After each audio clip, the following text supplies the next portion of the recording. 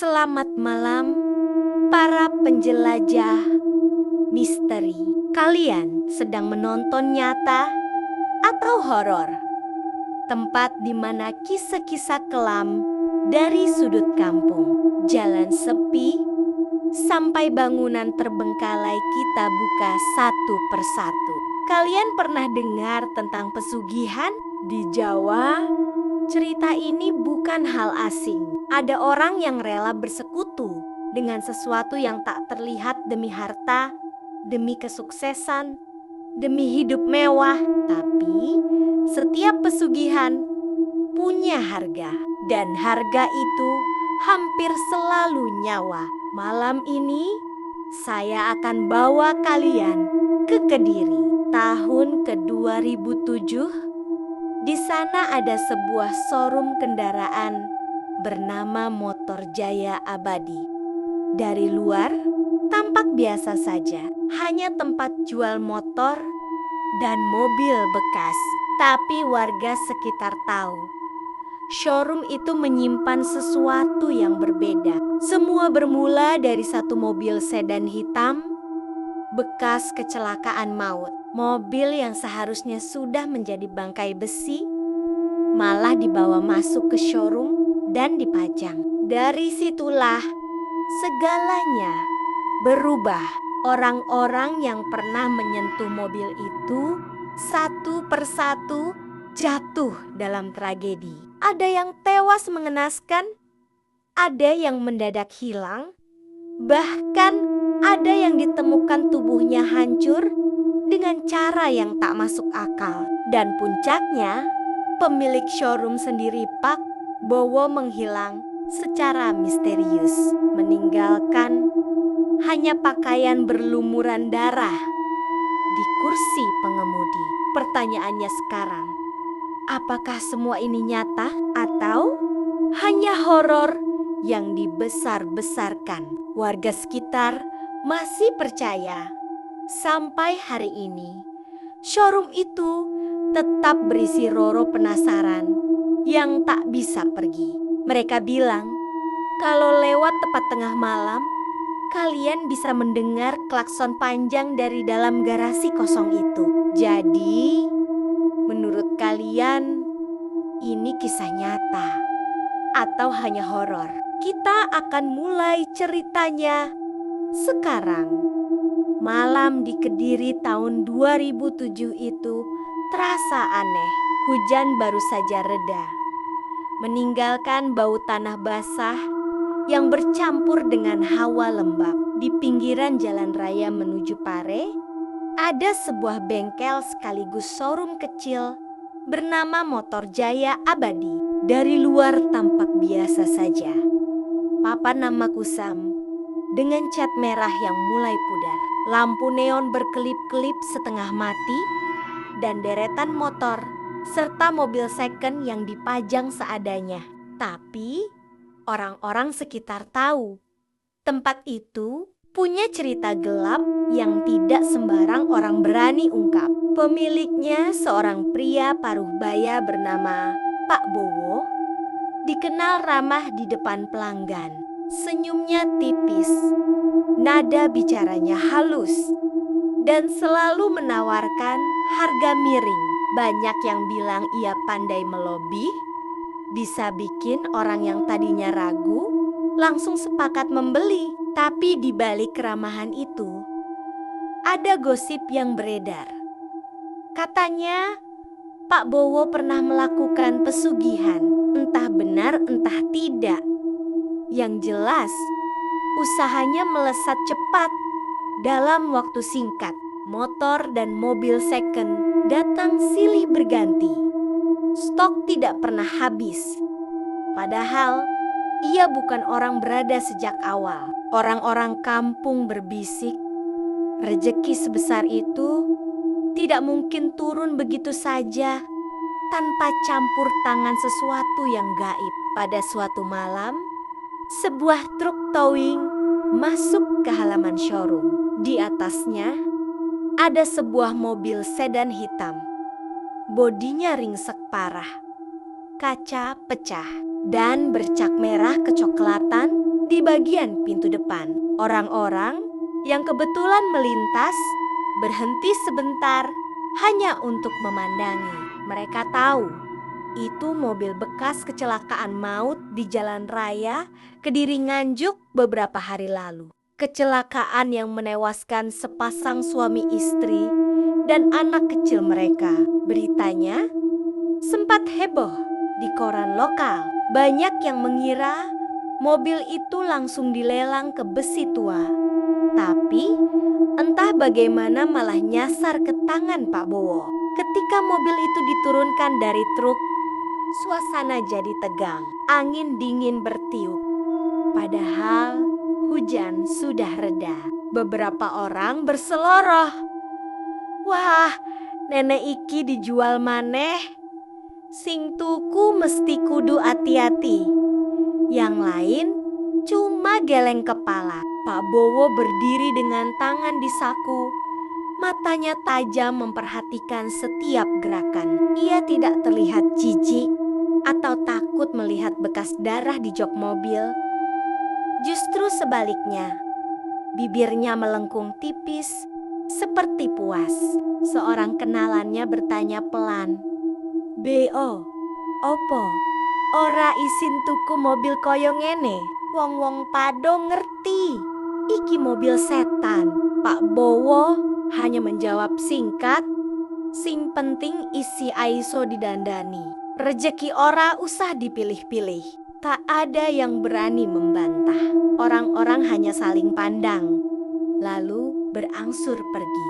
Malam itu, setelah mobil dimasukkan ke garasi belakang, Pak Bowo duduk sendirian sambil menghisap rokok kretek. Asap mengepul memenuhi ruangan, bercampur dengan bau karat dan bensin. Di depannya, mobil sedan itu teronggok seperti bangkai.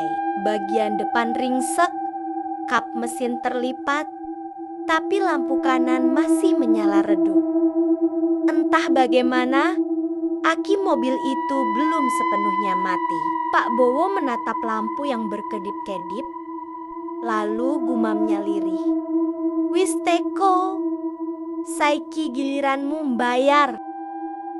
Malam semakin larut. Sekitar pukul 12, suara aneh mulai terdengar dari garasi. Suara seperti ketukan pelan di kaca jendela, lalu diikuti bunyi gesekan besi. Penjaga malam yang kebetulan lewat mengira ada kucing masuk. Tapi ketika mengintip lewat celah pintu, bulu kuduknya berdiri. Ia melihat kaca samping mobil itu berembun dari dalam, padahal tidak ada orang di dalamnya. Dari balik kaca, samar-samar terlihat seperti bayangan kecil tangan anak-anak menempel. Penjaga itu langsung mundur, wajah pucat, dan buru-buru pergi tanpa menoleh lagi. Keesokan harinya, Pak Bowo sudah siap di showroom. Ia sibuk mengatur motor yang baru datang. Orang-orang berdatangan. Beberapa melihat-lihat, beberapa hanya numpang ngobrol.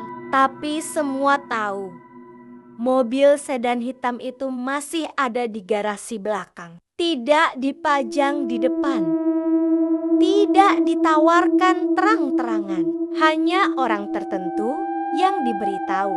Katanya, mobil itu akan dijual dengan harga sangat murah, jauh di bawah pasaran.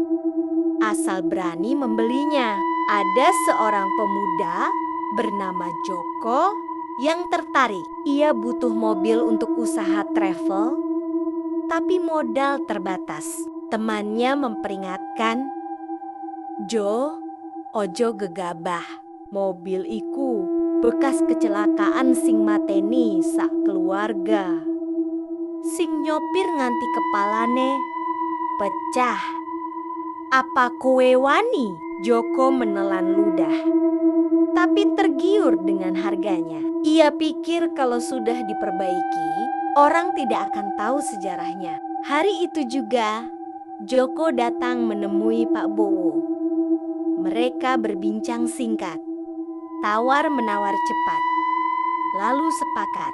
Mobil sedan itu resmi berpindah tangan. Sebelum Joko pergi, Pak Bowo hanya menepuk bahunya dan berkata, "Sing penting ojo lali, Nenek ono, sing aneh, ojo kaget. Kadang barang bekas enduwe kenangan dewe." Kalimat itu membuat Joko ragu. Tapi uang sudah keluar, transaksi selesai. Ia menghela napas, membawa mobil itu ke bengkel temannya. Beberapa hari kemudian, kabar buruk menyebar. Joko ditemukan meninggal di dalam mobil barunya. Ia sedang mencoba mesin setelah diperbaiki, tapi tiba-tiba tetangga mendengar suara klakson panjang tidak berhenti-berhenti. Ketika dicek, Joko sudah tergeletak di jok dengan wajah membiru. Matanya melotot, seakan melihat sesuatu yang mengerikan. Di kaca jendela, kembali ada bekas cap tangan kecil yang berembun, padahal semua jendela tertutup rapat. Polisi menyimpulkan Joko keracunan asap knalpot karena mesin bocor. Tapi orang kampung tidak percaya.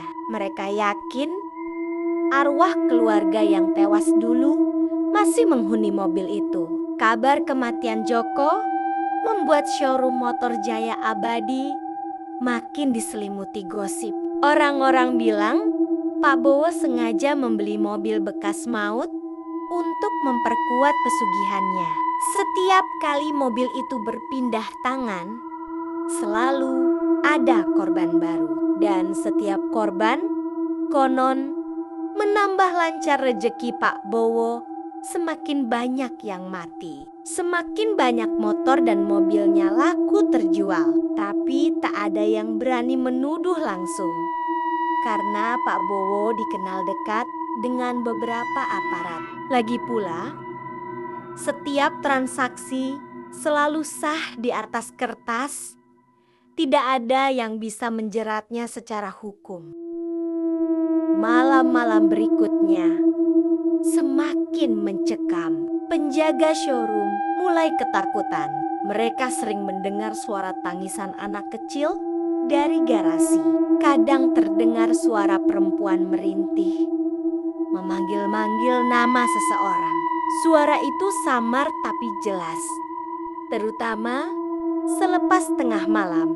Beberapa kali, salah satu penjaga nekat membuka garasi untuk memastikan. Dan setiap kali itu pula, mereka melihat bayangan samar di kursi belakang mobil. Bayangan seorang wanita berambut panjang, duduk diam menatap keluar dengan mata kosong. Tidak ada yang berani mendekat lebih jauh. Anehnya, meski gosip makin ramai, pembeli tetap berdatangan. Motor-motor laris, mobil second cepat habis. Seakan-akan ada aura yang membuat orang ingin segera membeli tanpa banyak pikir. Mereka sendiri tidak sadar kenapa begitu mudah memutuskan. Orang-orang kampung hanya bisa menggeleng kepala. Pesugihan, mesti pesugihan. Begitu bisik mereka setiap kali melewati showroom itu. Namun, di balik semua kesuksesan itu, Pak Bowo mulai menunjukkan tanda-tanda aneh. Matanya sering merah, tubuhnya kurus meski makan banyak, dan ia sering bicara sendiri ketika duduk di garasi. Kadang terdengar suaranya bergumam lirih, seperti sedang menenangkan seseorang yang tidak terlihat. "Sabar, bentar maneh ono sing tuku.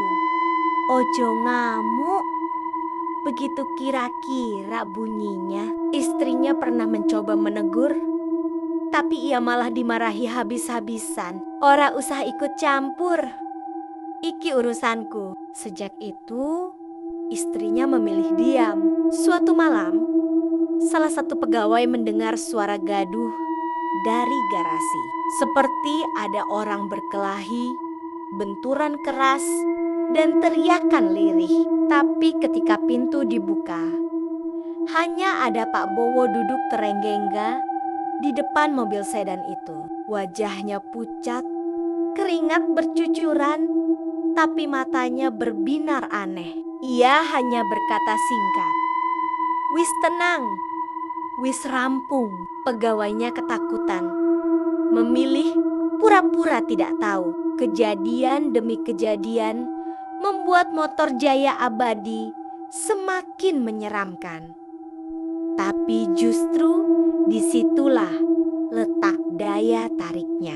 Orang-orang luar kota yang tidak tahu gosip berani membeli karena harga murah. Sementara orang kampung hanya bisa menonton, takut, sekaligus muak. Mereka tahu cepat atau lambat, showroom itu akan menelan korban lagi. Dan semuanya selalu berawal dari mobil sedan hitam bekas kecelakaan maut itu. Beberapa bulan setelah kematian Joko, showroom motor Jaya Abadi malah semakin ramai. Seakan-akan kabar buruk tidak membuat orang menjauh, justru membuat rasa penasaran datang lebih banyak. Motor bekas yang masuk bisa laku hanya dalam hitungan hari. Mobil yang sebelumnya susah dijual pun tiba-tiba gampang ada pembeli. Orang-orang kampung geleng-geleng kepala, tapi tidak berani ikut campur. Mereka hanya bisa mengawasi dari jauh sambil berbisik bahwa semua rejeki yang datang pada Pak Bowo adalah rejeki yang berlumuran darah. Di balik semua itu, kehidupan pribadi Pak Bowo semakin tidak wajar. Ia jarang tidur, sering keluyuran malam sendirian, bahkan kadang menghilang beberapa hari tanpa kabar. Ketika kembali, wajahnya semakin tirus, matanya cekung, tapi dompetnya selalu tebal. Istrinya pernah curiga, bertanya kemana ia pergi, tapi jawabannya selalu sama, urusan dagang. "Ra, usah tanya." Suara Pak Bowo keras membuat istrinya hanya bisa diam. Anak-anak mereka pun jarang diajak bicara, seolah rumah hanya tempat singgah. Semua perhatian dan energi Pak Bowo tertuju pada showroom dan mobil sedan hitam itu. Garasi belakang kini selalu terkunci rapat. Hanya Pak Bowo yang punya kunci. Bahkan pegawai showroom pun dilarang mendekat. Tapi larangan itu justru membuat semua orang semakin penasaran. Beberapa pegawai mengaku sering mendengar suara-suara aneh dari dalam. Tangisan, tawa kecil, suara langkah kaki berlari-lari. Padahal tidak ada siapa-siapa. Pernah suatu kali, salah satu pegawai nekat mengintip lewat celah pintu kayu. Ia melihat sosok anak kecil duduk di kursi belakang mobil, menatapnya dengan mata merah menyala. Pegawai itu jatuh pingsan di tempat. Sejak itu, tidak ada lagi yang berani macam-macam. Meski begitu, gosip terus beredar. Orang-orang bilang Pak Bowo melakukan perjanjian dengan makhluk gaib melalui mobil itu. Setiap kali ada korban, arwahnya akan tetap terikat pada mobil, dan energi kematiannya dipakai untuk menghidupi usaha. Semakin banyak korban, semakin kuat pesugihannya. Ada yang percaya, ada juga yang menertawakan, tapi siapapun tidak bisa menolak kenyataan. Motor Jaya Abadi makin kaya, sedangkan orang-orang yang pernah bersinggungan dengan mobil itu selalu berakhir mengenaskan. Suatu sore, datanglah seorang pria bernama Surip. Ia bekerja sebagai sopir angkutan antar kota. Sudah kenyang pengalaman di jalan, Surip mendengar kabar ada mobil murah di showroom Pak Bowo. Ia pikir Kalau bisa dapat mobil harga miring, ia bisa buka jasa angkut barang. Teman-temannya sudah mengingatkan, "Rip, ojo tuku nangkana, bahaya." Tapi Surip keras kepala. Ia datang juga. Langsung menanyakan mobil yang katanya disimpan di garasi. Pak Bowo awalnya pura-pura menolak. Ia bilang mobil itu sudah ada yang pesan. Tapi Surip memaksa. Bahkan menawari uang muka lebih banyak. Mata Pak Bowo berkilat sesaat. Lalu ia tertawa kecil. "Yo wis, nenek kowe gelam, tak pasrahke." Malam itu juga, mobil sedan hitam berpindah tangan untuk kedua kalinya. Surip pulang dengan wajah puas, tak peduli bisikan aneh yang tiba-tiba ia dengar ketika kunci mobil diserahkan. Suara lirih seperti anak kecil berkata, "Ayo dolanan, Pak." Hari-hari Surip setelah itu berubah mencekam. Malam pertama, ia parkir mobil di depan rumah. Tetangganya mengaku mendengar suara musik anak-anak dari dalam. Padahal mobil mati total. Surip cuek saja. Ia menganggap itu cuma ilusi telinga. Tapi keanehan semakin menjadi. Ketika ia mengemudi sendirian malam hari, kaca spion sering memperlihatkan bayangan orang duduk di kursi belakang.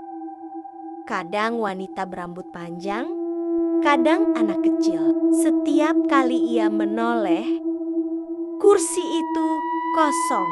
Keringat dingin bercucuran, tapi ia tetap memaksakan diri. Ia butuh mobil itu untuk hidup. Puncaknya terjadi seminggu kemudian.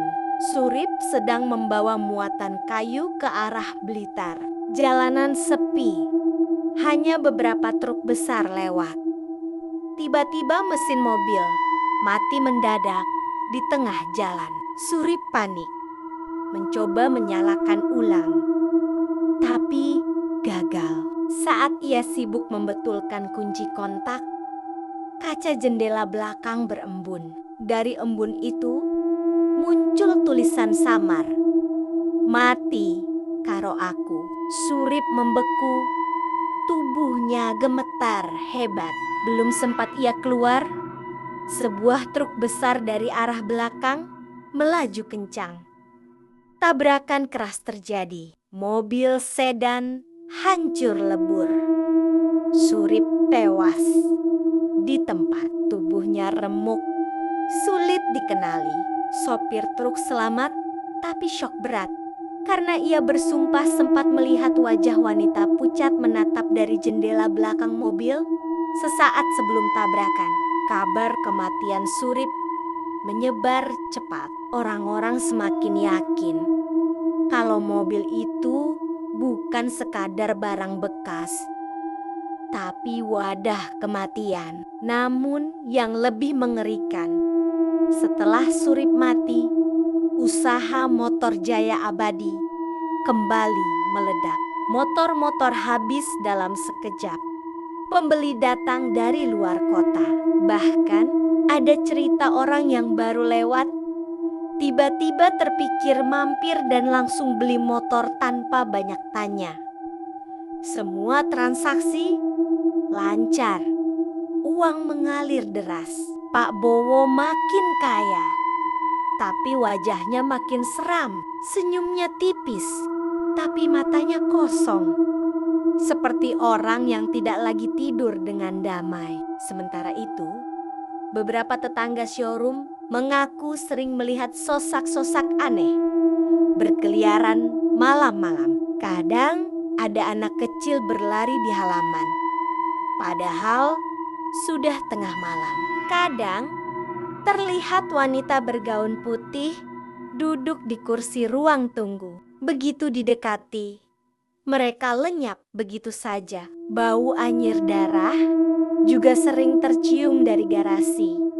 Meski pintu terkunci rapat, suara klakson panjang tanpa sebab menjadi hal biasa, membuat orang kampung tak berani lewat depan showroom selepas Isya. Istri Pak Bowo akhirnya tidak tahan. Ia mendesak suaminya menjual mobil itu atau membuangnya. Aku ra aiso turu bio.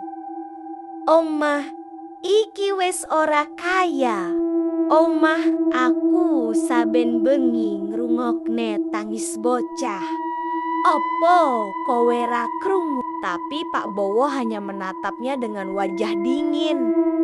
Iki dalan sing tak pilih. Nek kowe ora gelem, kowe iso lumo. Kata-kata itu menghancurkan hati istrinya. Ia memilih pindah sementara ke rumah orang tuanya bersama anak-anak, meninggalkan Pak Bowo sendirian dengan showroom dan garasinya yang angker. Kesendirian itu membuat Pak Bowo semakin larut. Ia sering terlihat duduk di dalam mobil sedan hitam, berbicara seakan ada orang lain di sampingnya. Aku wes nebus jiwa loro, saiki giliranmu sing jaga janjimu.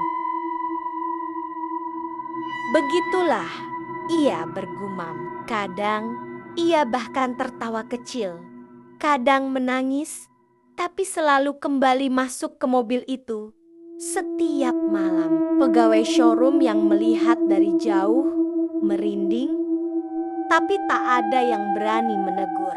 Mereka hanya saling pandang, lalu pura-pura tidak tahu. Waktu berjalan. Beberapa bulan kemudian, datang seorang pembeli baru bernama Anton. Ia pengusaha kecil, ingin mobil murah untuk urusan dagang. Anton orang luar kota, tidak tahu gosip apapun. Ketika ia melihat mobil sedan hitam di garasi, matanya langsung tertarik. Pak Bowo mencoba menahan sebentar, seolah masih ingin menyimpannya. Tapi Anton menawar dengan harga cukup tinggi. Akhirnya mobil itu berpindah tangan lagi. Malam penyerahan kunci, angin kencang tiba-tiba bertiup di sekitar showroom, membuat papan nama motor Jaya Abadi bergoyang keras. Seorang pegawai bersumpah melihat bayangan wanita berambut panjang berdiri di belakang Anton sesaat, lalu menghilang. Anton tidak peduli. Ia pulang dengan mobil barunya, merasa puas sudah mendapat harga murah. Tapi sejak hari pertama, rumahnya jadi tidak tenang. Anaknya yang masih balita sering menangis keras ketika melewati mobil itu. Istrinya mengaku mendengar suara orang mengetuk kaca dari dalam.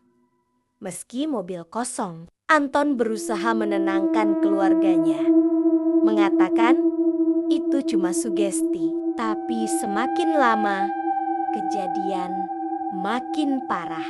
Lampu rumah sering padam mendadak. Televisi menyala sendiri, menayangkan saluran kosong, dan di kamar tidur sering terdengar suara langkah kecil berlari. Suatu malam, Anton baru pulang kerja. Ia duduk di ruang tamu sambil minum kopi. Tiba-tiba terdengar suara pintu mobilnya dibuka. Ia berlari keluar, tapi mobil masih terkunci. Dari kaca, ia melihat jelas ada sosok anak kecil duduk di kursi belakang, memandangnya dengan senyum pucat.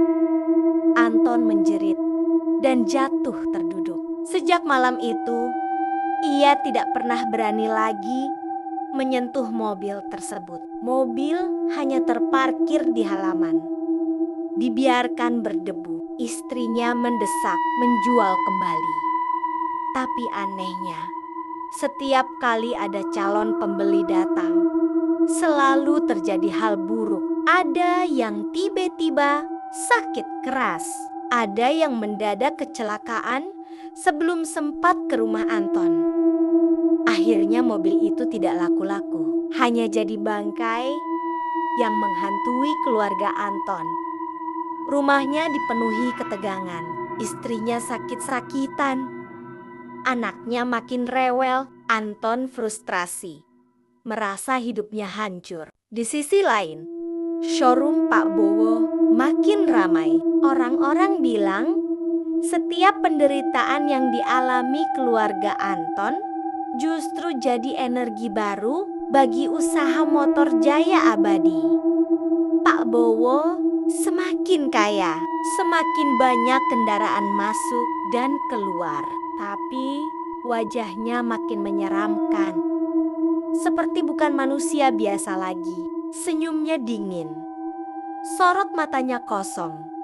Dan ia semakin sering berbicara sendiri dengan sesuatu yang tidak terlihat. Orang kampung hanya bisa menggeleng sambil berbisik bahwa cepat atau lambat semua yang ditanam Pak Bowo akan menuntut balasan. Setelah Anton menyerahkan kembali mobil sedan hitam itu, showroom Motor Jaya Abadi seakan berubah jadi makam berjalan. Garasi belakang selalu tertutup rapat. Tapi siapapun yang lewat di malam hari bisa merasakan hawa dingin menusuk tulang. Anak-anak dilarang bermain dekat sana. Orang dewasa pun lebih memilih menyeberang jalan daripada berjalan di depannya. Pak Bowo semakin tenggelam. Istri dan anak-anaknya sudah lama pergi, meninggalkan rumah besar yang kini hanya diisi suara jangkrik dan bau kemenyan basi. Semua pegawai showroom satu persatu mengundurkan diri. Hanya tinggal Pak Bowo sendirian menjaga usahanya yang makin penuh bisik-bisik angker. Motor-motor tetap laku, uang tetap mengalir, tapi tidak ada lagi yang berani berurusan lama dengannya. Orang beli cepat, bayar cepat, lalu kabur. Seakan showroom itu bukan tempat aman untuk terlalu lama singgah. Tetangga showroom sering bercerita. Malam-malam mereka mendengar suara anak kecil tertawa dari garasi. Kadang terdengar suara perempuan merintih. Suara pria menggeram marah. Bahkan ada yang mengaku melihat bayangan orang duduk di kursi tunggu showroom padahal pintunya terkunci. Semua tanda itu membuat orang yakin arwah keluarga korban kecelakaan, arwah Joko, arwah Surip, bahkan arwah Anton, semua terkunci di dalam mobil itu, menjadi santapan pesugihan yang Pak Bowo pilih. Pak Bowo sendiri mulai kelihatan seperti orang yang sudah kehilangan jiwa. Matanya cekung, kulitnya pucat, rambutnya makin kusut. Tapi kalau bicara tentang jual beli, lidahnya masih manis. Hanya saja orang-orang kadang mendengar ia bicara sendiri di garasi. Wis tak turuti, saiki giliranmu, ojo nganti ingkar. Begitulah katanya. Seakan sedang menegosiasikan kontrak yang hanya dimengerti oleh dirinya dan sesuatu yang tak terlihat. Malam yang menentukan datang di awal Desember tahun 2007. Hujan deras mengguyur Kediri. Petir menyambar-nyambar dan showroom Motor Jaya Abadi tampak lebih suram dari biasanya. Lampu neon di papan nama mati total. Hanya cahaya petir yang sesekali membuat bangunan itu terlihat. Dari rumah-rumah sekitar, orang bisa mencium bau menyengat, campuran kemenyan, darah, dan besi karat. Beberapa orang penasaran, nekat mengintip dari kejauhan. Tapi apa yang mereka lihat membuat mereka lari terbirit-birit. Di garasi, Pak Bowo sedang duduk bersila di depan mobil sedan hitam.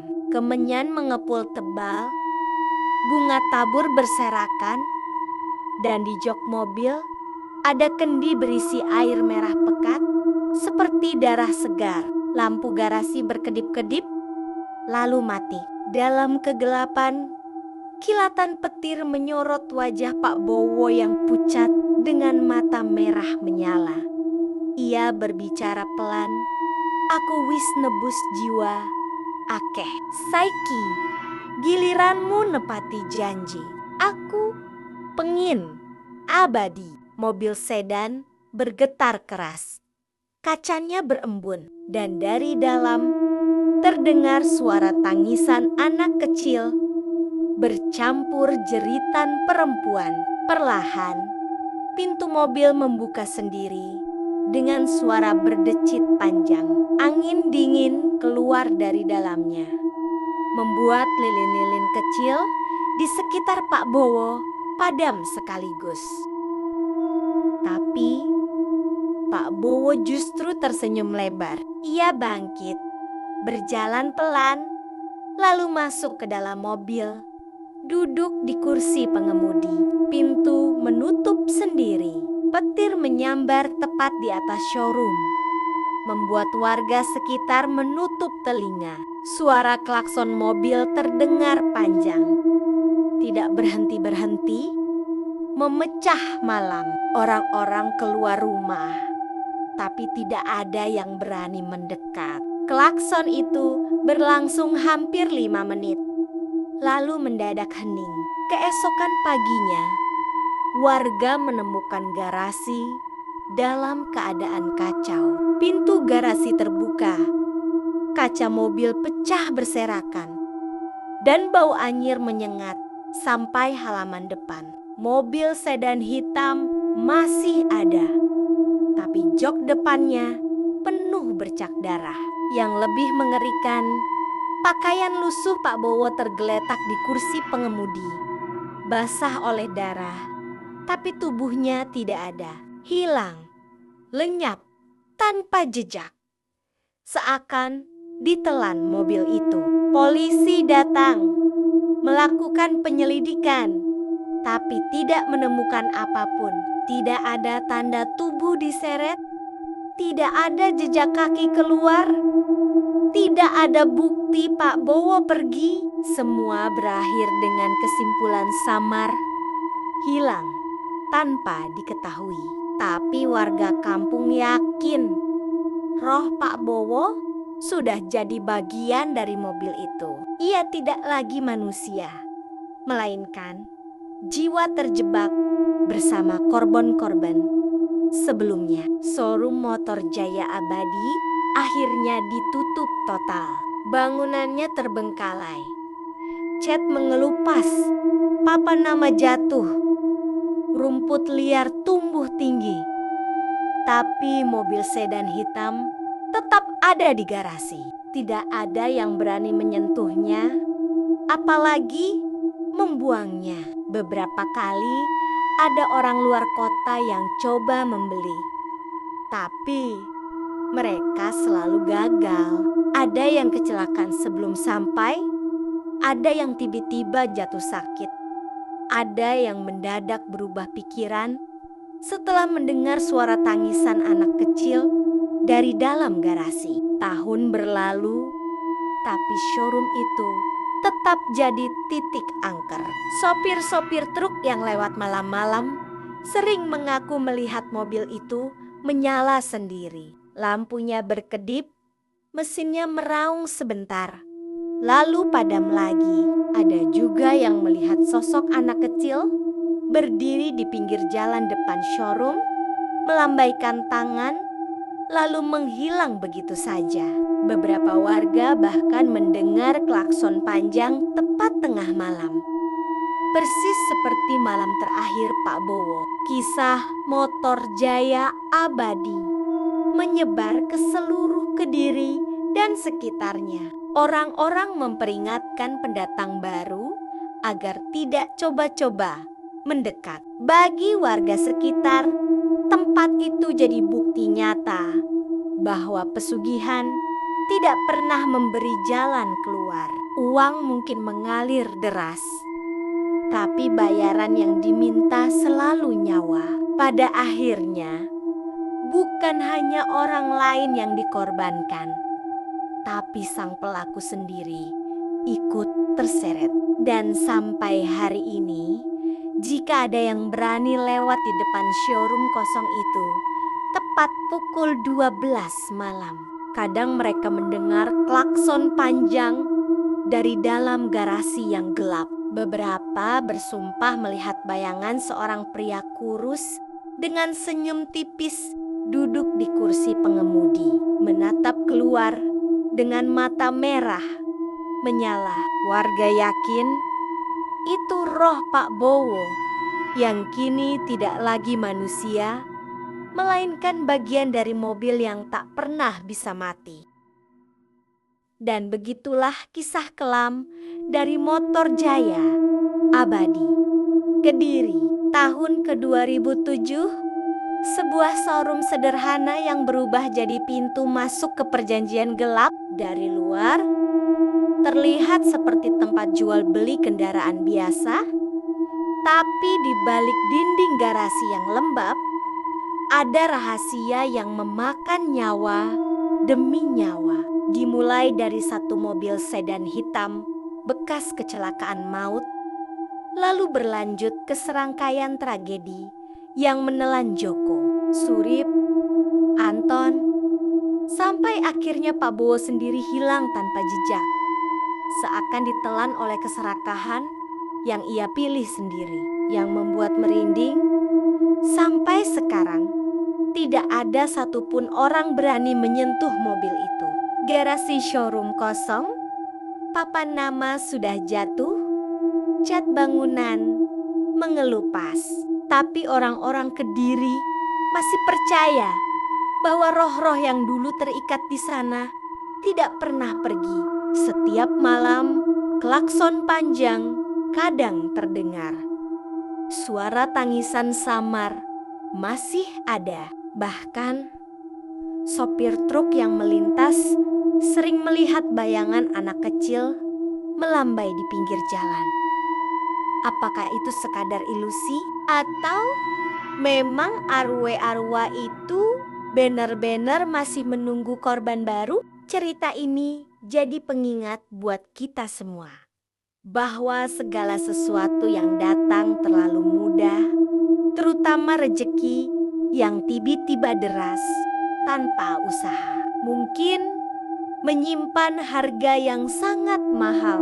Bukan cuma uang atau kesehatan, tapi bisa jadi nyawa sendiri yang jadi taruhannya. Sekarang pertanyaannya, menurut kalian, kisah ini nyata atau hanya sekadar horor yang dibesar-besarkan dari gosip warga sekitar? Apa mungkin benar ada pesugihan yang mengikat arwah di sebuah mobil bekas kecelakaan? Atau semua hanyalah cerita rakyat yang dipoles biar terdengar menyeramkan? Tulis pendapat kalian di kolom komentar. Apapun jawaban kalian, satu hal pasti, kalau kalian kebetulan lewat Kediri di malam hari dan melihat sebuah showroom tua terbengkalai dengan garasi tertutup rapat,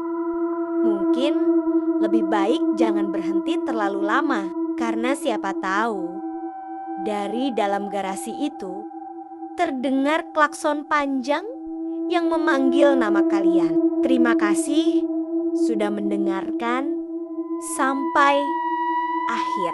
Kalau kalian suka dengan cerita seperti ini, jangan lupa klik like, share, dan subscribe supaya kalian gak ketinggalan kisah nyata atau horor berikutnya di channel ini. Sampai jumpa di cerita selanjutnya. Semoga malam kalian tenang